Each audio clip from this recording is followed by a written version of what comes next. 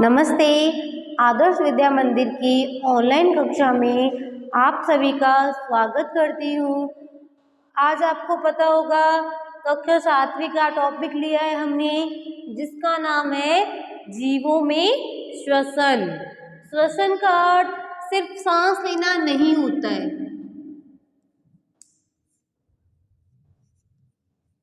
तो फिर आपके दिमाग में एक क्वेश्चन आया होगा कि श्वसन का अर्थ आखिर होता क्या है।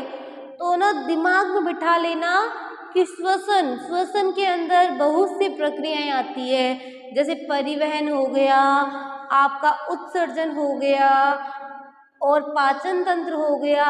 यानी इस सभी क्रियाओं के द्वारा श्वसन की प्रक्रिया बनती है, यानी श्वसन की प्रक्रिया का निर्माण होता है। अब देखो श्वसन कैसे होता है, आपको बोला जाए किस प्रकार होता है। ये श्वसन की प्रक्रिया धीमे रूप से होती है या तेजी से होती है। तो आपने देखा होगा कि जब आप आराम से बैठे होते हो तो आपकी सांस नॉर्मल कंडीशन में चलती रहती है, यानी धीरे धीरे चलती रहती है। पर जैसे ही आप एक बार कभी तेजी से दौड़कर अपने घर पहुँचे और घर जाकर आपकी सांस क्या हो गई, एकदम जो सांस श्वसन करने की दर है वो क्या बढ़ गई। अब बढ़ने से क्या हुआ, आपने कंटिन्यू सांस ली और सांस लेने के बाद आपको एकदम ही थकान सी महसूस हो गई कि हाँ अब मैं थक चुकी हूँ। और कभी कभार ऐसा भी होता है कि जब हम है ना कोई भारी काम करते हैं या थकान वाला कार्य करते हैं तो हमें क्या, हमारे जो शरीर की जितनी भी कोशिकाएं हैं ना वो क्या हो जाती हैं, एकदम ही ढीली पड़ जाती है, यानी थकान महसूस करने लग जाती है। अब तो ये हमारी पता चल गई आपको, सांस लेने की प्रक्रिया के द्वारा ही हम सारा कार्य कर लेते हैं। तो ये कब निर्भर करता है, जब हम श्वसन करते हैं। अब देखो श्वसन भी है ना कोशिकाओं के द्वारा होता है, ये नहीं है श्वसन सिर्फ आपके शरीर के अंगों के द्वारा हो रहा है। अब है ना जो हमारा श्वसन है वो कोशिकाओं के द्वारा होता है। कोशिका क्या होती है, हमारे शरीर की सबसे छोटी और क्रियात्मक, यानी सबसे छोटी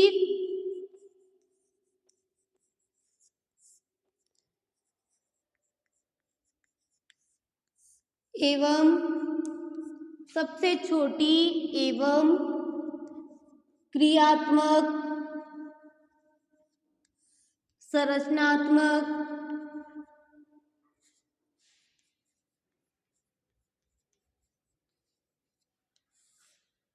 इकाई होती है। ये क्या होती है कोशिका, इसको इंग्लिश में सेल भी बोलते हैं, सेल यानी कोशिका। इसका दूसरा नाम भी है साइटो, CYTO, साइटो यानी होता है कोशिका। अब जिस भी ना कोशिका के बारे में अपन अध्ययन करते हैं ना, उस अध्ययन को बोलते हैं साइटोलॉजी, CYTOLOGY। कोशिका के अध्ययन को क्या बोलते हैं, साइटोलॉजी। अब देखो कोशिका हमारे शरीर की सबसे छोटी संरचनात्मक और क्रियात्मक इकाई है। तो संरचनात्मक कैसे, यानी कोई भी अंग बना है, जैसे हमारे हाथ बने हैं तो इसमें क्या होता है, दो कोशिकाएं, दो से अधिक कोशिकाएं, कम से कम हजारों कोशिकाएं आपस में जॉइंट होकर किसी भी अंग का निर्माण कर रही है। वो तो हमारी क्या हो गई संरचनात्मक। और क्रियात्मक का अर्थ होता है जितनी भी कोशिकाएं हैं वो कुछ ना कुछ काम करती ही रहती हैं, जैसे ब्लड को एक स्थान से दूसरे स्थान पर पहुंचाना, ग्लूकोज को एक स्थान से दूसरे स्थान पर पहुंचाना, और भी बहुत से कार्य जो हमारे किसके द्वारा होते रहते हैं, सेल के द्वारा, यानी साइटो के द्वारा। साइटो यानी कोशिका के द्वारा। अब देखो जब भी हम भोजन ग्रहण करते हैं तो जो भोजन होता है वो क्या होता है, ग्लूकोज बनाता है। ग्लूकोज बनाने के बाद में ये जो कोशिकाएं है ना उस ग्लूकोज को ऑक्सीजन के साथ में मिक्स करके किसका निर्माण कर देती है, श्वसन की प्रक्रिया, यानी यहाँ से शुरू हो जाती है। कहाँ से, कोशिकीय श्वसन के द्वारा। यानी कोशिकाएं भोजन को किस में चेंज करती है, पहले ग्लूकोज के अंदर। ग्लूकोज में चेंज करने के बाद में वो क्या करती है, उसका विखंडन करती है, उसको ऑक्सीजन में मिलाने के बाद में, और विखंडन करके वही आगे जाके क्या कहलाएगी, ऊर्जा यानी एनर्जी। तो ये हमारा क्या हो गया, कोशिकीय श्वसन। अब देखो कोशिकीय श्वसन भी हमारे शरीर में दो प्रकार से होता है। पहला है अवायवीय श्वसन और सेकंड है हमारा वायवीय श्वसन। इनके नामों से हमें पता चल जाएगा कैसे होता है अवायवीय श्वसन और वायवीय श्वसन भी कैसे होता है। तो देखो सबसे पहले हम जानते हैं अवायवीय श्वसन किसे कहते हैं, यानी अवायवीय श्वसन की परिभाषा से हम जान लेंगे कि क्या होता है अवायवीय श्वसन। तो पहले नॉर्मल जानते हैं ए और वायवीय। वायवीय यानी वायु की उपस्थिति में, यहाँ पे ए लग गया तो वायु की अनुपस्थिति में, यानी वह श्वसन जो वायु की अनुपस्थिति में होता है और किसमें होगा, कोशिकाओं में, क्योंकि यह क्या है, कोशिकीय श्वसन का ही एक भाग है। तो सबसे पहले हम जानते हैं इसकी परिभाषा। सबसे पहला हमारा क्या है, अवायवीय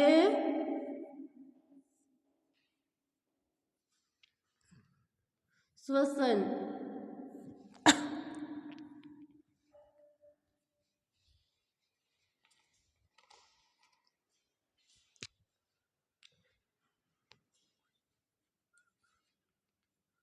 कोशिका में या कोशिका के अंदर भोजन,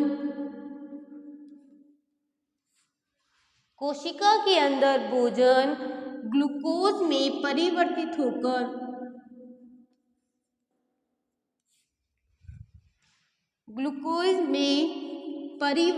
होकर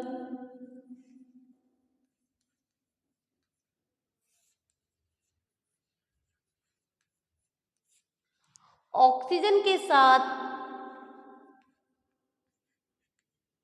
किसके साथ, ऑक्सीजन। ऑक्सीजन यानी O2। ऑक्सीजन क्या है, एक गैस है जो हमारे लिए बहुत ही ज्यादा जरूरी है।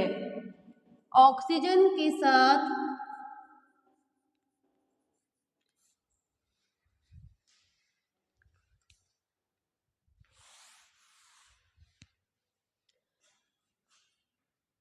मिलकर,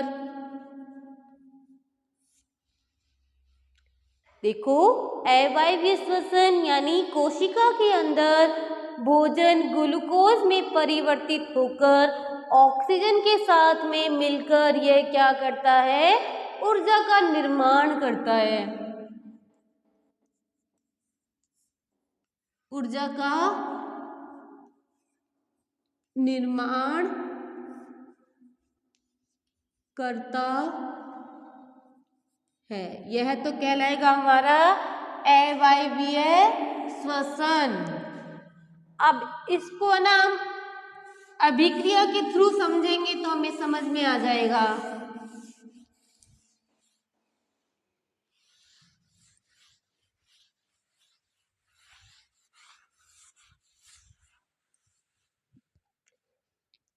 तो सबसे पहले ग्लूकोज।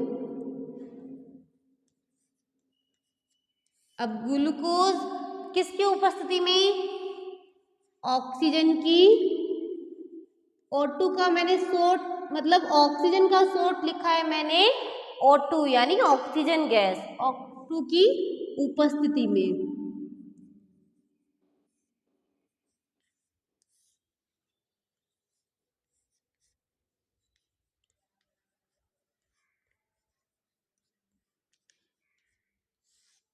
ये अवायवीय अभिक्रिया है, अवायवीय श्वसन है। तो इसमें बताओ O2 की उपस्थिति होगा या अनुपस्थिति।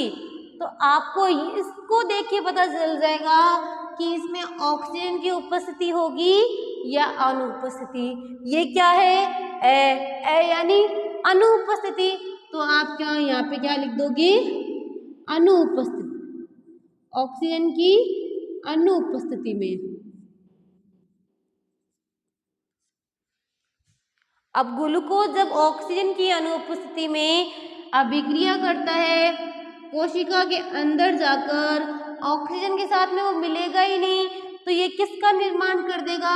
एल्कोहल। एल्कोहल यानी C2H5OH प्लस क्या करेगा आगे जाकर?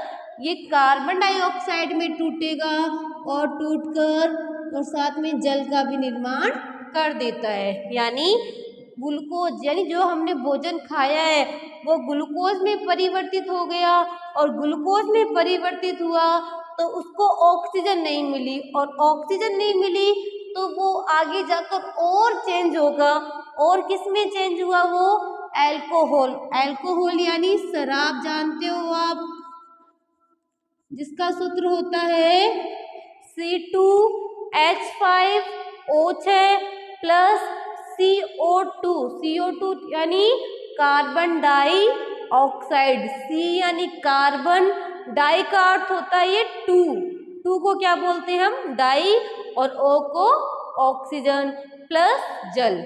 ये तो हमारी हो गई अवायवीय श्वसन। यानी अवायवीय श्वसन का एक उदाहरण भी लेते हैं।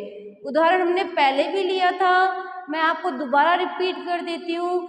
जब आप जोर से एक्सरसाइज करते हो यानी तेजी से एक्सरसाइज करते हो और कंटिन्यू करते हो, तो हमारे शरीर के अंदर है ना ऑक्सीजन की कमी हो जाती है, तो जो हम वायवीय श्वसन लेते हैं वो किस में चेंज हो जाता है?